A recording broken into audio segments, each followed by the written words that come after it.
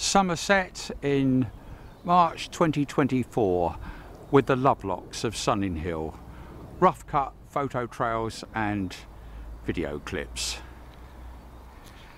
Yes, it will be rough cut, and we only got back a few minutes ago from a lovely long weekend to celebrate birthdays and things down in Somerset. So standard introduction first. Yes, where we live, 22 Armitage Court in Sunninghill, with warnings about fierce guard cats. You might get a glimpse soon. And this spot was known as Robin's Corner for a while, where GPS was tested from the late 1980s onward. And yes, there's the garden sculpture that June got Robin for his birthday present. It's about 3 years ago now. Oak tree that sprung up from an acorn. This is the car that we went down in. Yes, promotion of the website that was a business many years ago and is now just hobbies and charitable causes. June did all the driving, all the way down to where you'll see, because Robin still doesn't have his driving licence. More about that at the very end. This is the cat fort for cats like Toadie and Bent if he chooses to. Warning signs about things like armed mice.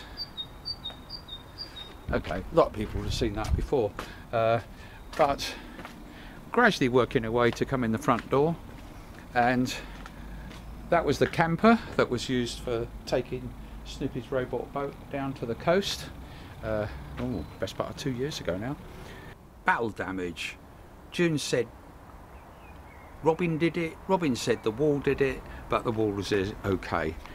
This is another clip because the battery went flat. So where was I? Just about to come in here. Notice all the peanuts have gone from the wildlife. That got shifted by things. All the business cards, visiting cards, are all been bundled up. Probably foxes or pussycats. That's the fairy. Yes, lots of other things appear on other videos. I have to go through health and safety things here before we enter the house. Should be on if we enter the property. So there's warning signs everywhere. Obviously cameras, it's been there a long time. No trespassing, violators will be shot, survivors will be shot again, and probably the most important warning sign is over here. Yes, it says, because that's my study, do not disturb. I'm disturbed enough already. That is Samantha, I think, working in there. Photocopy, I've been back a little while. And that one there is important. It says, home of mad ex-NATO scientist Robin Lovelock, beware of web cameras and water squirters. Water squirters has got an asterisk, loaded with water, paint, acid, DNA tracer or nerve agent. Robin would not be mad enough to test these. Or would he? Right, I think we can go into the house now. Hopefully the camera won't run flat during this take. And, well, I've just got time to show you quickly. This is the lounge, and these trackers, both mine and June, will show in great detail where we went. That was out in the back garden, and I'm doing this as quickly as I can, realising we haven't been back very long. This is the robot boat over in the corner of the games room, and at some time we might get this tidied up. The garden has come along quite nicely. Difficult to see it as the light fades, but hopefully then we'll be able to tidy up, perhaps with help, stuff to put things in the right places. And this is my study, and a moment ago Samantha was in here using the photocopier. So into the kitchen, yeah, June there, and yes, right, all a case of racing around while one's got the chance. Yeah, got the BBC News on there. This little camera is keeps going flat, and Yeah, that one there. Not surprising. So what I'm going to do is use the clip which was shot several days earlier for going out into the garden, because it's getting too dark now to see any of that, and it's only a matter of time and the camera will go flat again. But what I get a chance is that most of the time was lovely time at the Brent theme park area, and it was something weekend organised by Saskia and Gary, and to celebrate several birthdays all at the same time. So the photo trails and clips will reflect that. They'll be very, very long. No time to edit it properly, but let's go into, if I've got it right, into the material that we shot earlier. Into the garden, back garden, and of course over this winter, and don't forget this clip has been shot on the 14th of March, and because we've been so busy with other things, as the photo trails show, that lots of things, you know, having fun and all the rest of it. But from my point of view, it's mostly been, we're going to get wind noise now from here. Well, that's the water squirter to try and protect the fish from the heron. It seems to be working. That I said about water squirters, that is water in there. Right, we're going to do a little tour of the garden here, because I think we're getting to the stage that with the work that I've been doing in parallel with other things over the last 2 or 3 months, basically over the winter, it's going to be better than it has been for years. Now that was only yesterday we got those materials in to do a better job with the sundial. I've left the materials there so I can go straight in and do the work, and before that it was mending stuff. So this is very recent work and there's still rocks to be done, but of course most of the work has been repairing the leaks, effectively rebuilding the pond. Got to be careful where I tread. So what we have here, I don't know, some people will know whether these are frogs or toads. I think frogs hop. And of course that was the reason when we had to do it in the winter. I made a mistake last year trying to do it after that, and of course then it's complicated. This is the middle pond. This is the stream that, yeah, bright idea only yesterday, using something like that temporarily while we're waiting stuff to cement to dry. So that's only, that work was only started yesterday.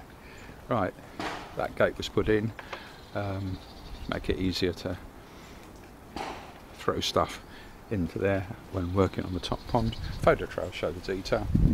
And now working down the garden. Now when the subject of a third pond came up, I was told very firmly by June, no, definitely not. So that is of course just a temporary pond, but from a practical point of view, the water comes off the roofs and down into the top pond. When that's full, it overflows into the middle pond and duck pond, but we never have got any ducks. And if that's full, it overflows into this. Now, from a practical point of view, this is the bog garden, and it was intended, it's just that there's a little reservoir there, so there probably 1 or 2 frogs or newts or whatever have gone in there recently. It was where I was putting the fish that we found as we were draining, and that of course is gonorrhea, beg your pardon, Gunnera manticata, and then there's some other plants there and they're already shooting up. So lots of stuff to be That was when I had a fish in there, on there. So it's a bit of a tour. Some people will recognise it. This is the compost heaps lodged at the back end of last year, and this is the junk heap. Yes, it's on our list. A load of this stuff is going to be thrown, but that takes time as well. So this is the, yeah, that was all around. All apart is probably the right way. Anyhow, that hasn't changed much, and of course, whatever tools we're using get put somewhere in the open, anybody can find them. And of course, this strategy adopted a year or two back was before clearing all the stuff in the inside of the house and throwing it away, obviously. We needed places that anybody could find where something was. Tools like many different saws. Yes, when we've checked out which ones work and which don't have sentimental value, like inherited from June's dad or mine, then we can throw stuff away. This is the little workshop complete with a vise, and I got a lot of exercise doing the work over the last few months, and that was mostly walking around the garden looking for materials or tools I needed. Yeah, so that's what's being used for that current job there. Working the way back, yes, that's June's greenhouse. Still a few things got to be sorted out here. That's the telescope that hasn't been worked on for years. Built it as a kid back in it was the very early 60s. Yeah, just this is a tour. It also enables people to case the joint, but I don't think it would be a good idea to come in here. Temporary storage for all sorts of things. Bits of wood, and then we're back out. Yes, something to hide the dustbins. So you've done all that. I think we've done most of it. At least this bit of the video before hours of photo trails, which are really the practical thing for me. It's a means of an aid to my memory, because some of the things tucked away are quite important. Not just the questions of what we did right or wrong, practical jobs. Right. There, oh yeah, I'll point that out. Turned out that wasn't what it was sold as, a PIR thing, but so that'll be changed. But I've made sure that there's somewhere for the mice to hide away from the cats or owls. We had an owl come here recently. That's it, lots and lots of talking, but at least the information is there. And not sure what I'll do now. Oh yes, we're going to go into those photo trails, aren't we? So into the photo trails, and I warn you, they will be long, lasting hours.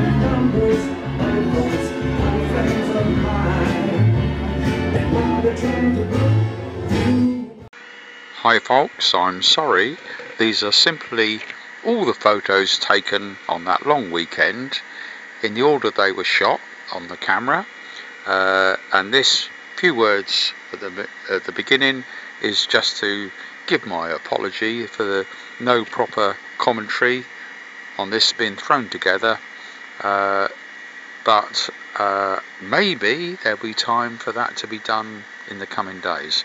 So it'll start with the photos taken on the first day, which was Friday the 15th, I think, of March, when we started our journey down to Breen Sands, and June did all the driving, and so that was the first day.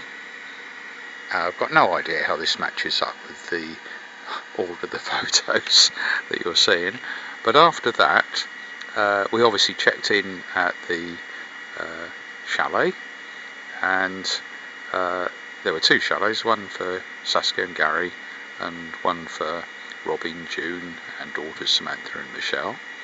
And yeah, practically every day we spent time at the clubhouse, and by now you would have seen the videos that were shot, video clips, and they were practically all in the clubhouse from what I remember. Basically pensioners enjoying music from the 80s and similar periods. Right, that was the Friday that we travelled down and checked in, and then the Saturday it was same sort of thing, and since this is an aid to my memory, the other days we had visits to places like Cheddar, and that included Cheddar Gorge and going into two tunnels. What I should have mentioned is, I think it was on the very first day, we had a lovely visit to that fascinating windmill. I'd say windmill in quotes because it's basically a tower that had been a windmill at some time. Great interest to me from many points of view. Anyhow, Cheddar Gorge, yes, going into two tunnels, and where else? Well, loads of other places, but on the way back on the very last day we spent some time in Glastonbury, and yeah, including walking to the top of the Tor, and yeah, of course with all these things, what's really interesting for me, Robin, is the people you meet, and there'll be a few photos and amongst those. So yeah, interesting places and even more interesting people. So I'm afraid that's going to have to do, so I guess it'll be silent from now on, with lots and lots of photos, and then of course there'll be the usual wrapping up at the end. So try not to go off to sleep too quickly, I wouldn't blame you if you do.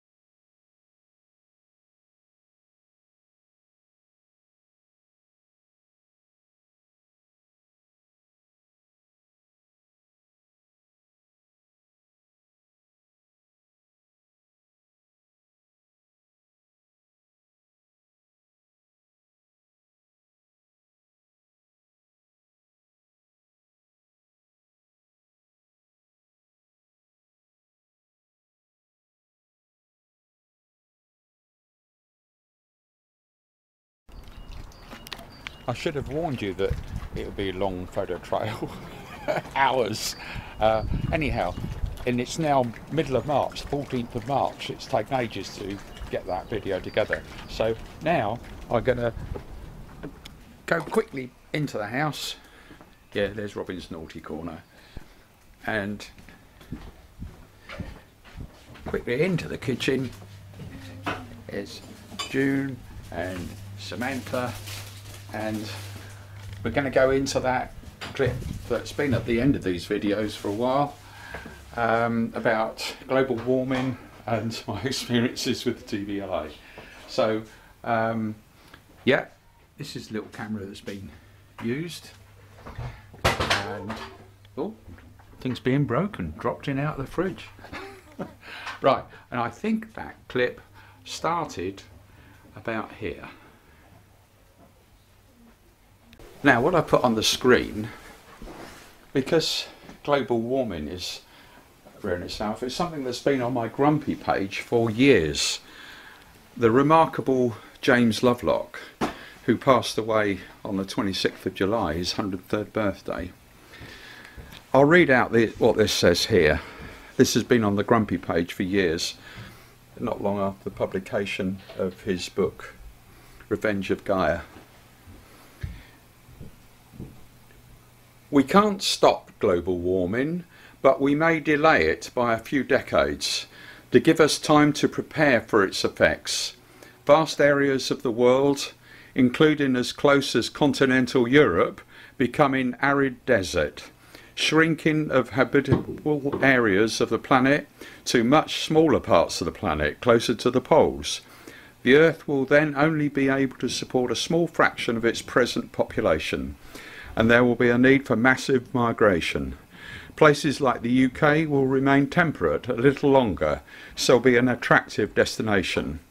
We need all world governments to cooperate to prepare for this inevitability. Also to agree things like reduce use of fossil fuels to give us a few more decades to prepare. And then it goes on. The above is not a quote, but how I remember what James Lovelock said in his book, The Revenge of Gaia, etc. That's been unchanged on my site for years. And right, well, the other thing I should mention, yes, retired, happy and spending that kid's inheritance, is for some time now I've not been able to drive due to, well, several mistakes at the TVLA. And what I will say is that I have new evidence of what happened inside the TVLA, which I won't publish yet because I'm still waiting for the reply to the letter which was delivered by recorded delivery to the head of the TVLA and also other people. So I'll put in at the end of this long video the video that's gone up, me talking about the TVLA, and basically in summary it says I don't want anybody to get into trouble, and that is definitely the case, and resigning is too easy. Problems need to be fixed. But quite honestly, that is a minor thing compared with all the other things that are going on in the world, not least wars, and of course what's in the background and very important is global warming. So let's run into that. Back in 2012. Seen the launch of a transatlantic sailing attempt this morning in a model boat. Retired NATO scientist Robin Lovelock launched his Snoop Loop from Barton-on-Sea towards the Bahamas. It's already been tested over 5,000 miles on a lake in Berkshire. The model will be steered and tracked through a satellite system and by Snoopy, of course, and it should make the crossing in 6 months, if it survives, that is. The most important thing of the lot, of course, is Snoopy the Viking, the skipper. I don't think he'd make it otherwise. We've also got another bit and piece here. This is a GPS logger that logs the position every 15 minutes. That was back in 2012. The guy that put this material together, including the live broadcast and what went up on the BBC website, is Ben Moore. I just worried for Snoopy. Sport now and Hampshire. Right, on to the next topic. Right. Now, I'm going to do this all in one take. all unrehearsed and unscripted, so sorry about that. What I'd like to happen, if anybody picks up on the DVLA story, is, as I say, nobody getting into trouble, and that's a genuine request, but when they find flaws in procedures where they don't cover certain things, be good if those are fixed. What I think would be useful for anybody looking at the DVLA and perhaps helping them is, first of all, their organisation chart showing the structure. Yes, it's well known who the head of the DVLA, remarkable woman, looking at her CV, and relevant to this story is the head of the health part. But it would be very useful to see, even if names aren't attached, obviously the names can be attached where they're public already, is how many people in each branch, how many people are reporting to how many. So a simple tree would help. I suggest that first of all. Then, perhaps even more important, is how many people working for the DVLA, even if you don't identify the individuals, are salaried by the DVLA excuse me, directly, as opposed to contracted through an agency or a business. That is very important, and we've seen what's been happening in places like the NHS for years.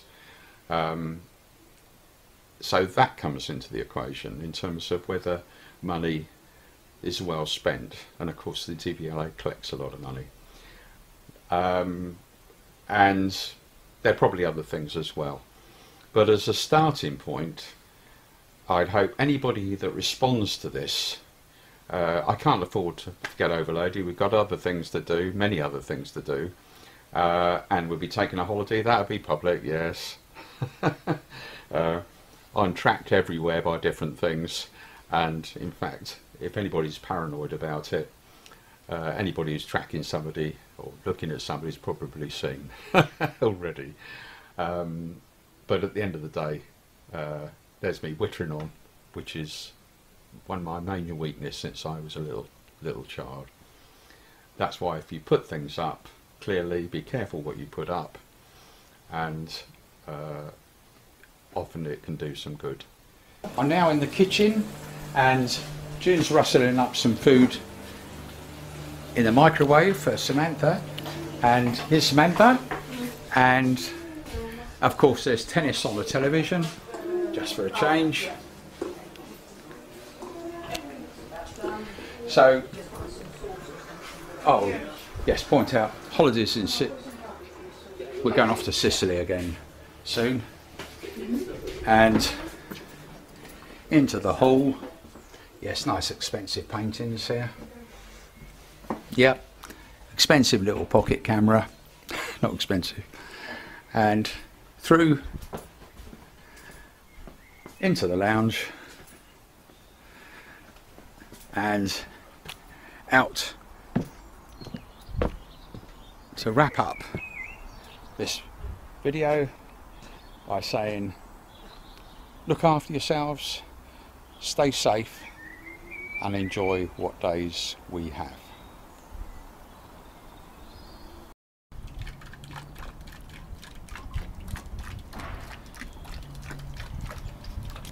Yes, it's now middle of March 2024, and the pond's changed quite a bit. I'll have to change the copyright statement at the end, but the message is the same. Look after yourselves, stay safe, and enjoy life while we can. Oh yeah, my hair's grown a bit since then.